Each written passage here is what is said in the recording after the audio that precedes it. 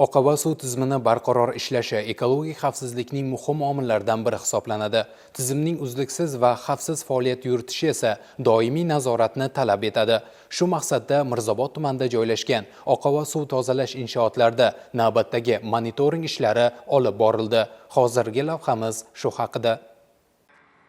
Sirdaryo viloyati qurilish va uy-joy kommunal xo'jaligi sohasida hududiy nazorat qilish inspeksiyasi tomonidan oqova suv tozalash inshootlarida reja asosidagi monitoring tadbirlari o'tkazildi.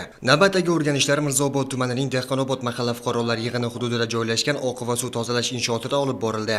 Mazkur inshoot Guliston shahri hududidagi iste'molchilardan kelayotgan oqova suvlarni qabul qilib, belgilangan texnologik jarayonlar asosida tozalaydi hamda zararsizlantirilgan holda zovurlarga chiqaradi. Monitoring davomida esa inshootning texnik holati, tozalash bosqichlari va sanitariya talablariga rioya etilishi atroflicha o'rganildi.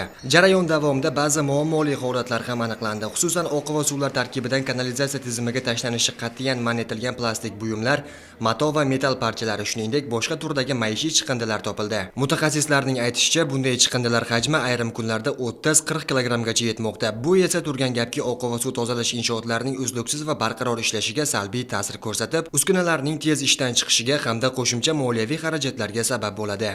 Monitoring davomida inshootning texnik holati va oqova suvlarni tozalash jarayonlari o'rganildi. O'rganish davomida achinarli holatlardan biri kanalizatsiyaga tashlanmasligi lozim bo'lgan chiqindilar kelib tushmoqda. Jumladan plastik buyumlar, temir bo'laklari va bolalar tagliklari aniqlanib, bu holat tizimning ishlashiga jiddiy zarar keltirmoqda. Aholidan kanalizatsiya quduqlariga begona va maishiy chiqindilarni tashlamaslik, tizimda belgilangan qoidalarga muvofiq foydalanishni so'rab qolar edik. Albatta, o'tkazilgan monitoring tadbirlari oqova suv tozalash inshootlarining doimiy nazorat ostida ekanini, aniqlanayotgan kamchiliklarni o'z vaqtida bartaraf etish muhimligini yana bir bor ko'rsatadi. Bu esa oqova suv tizimining barqaror ishlashi, aholi salomatligi va ekologik xavfsizlikni ta'minlash yo'lida muhim qadam bo'lib xizmat qiladi.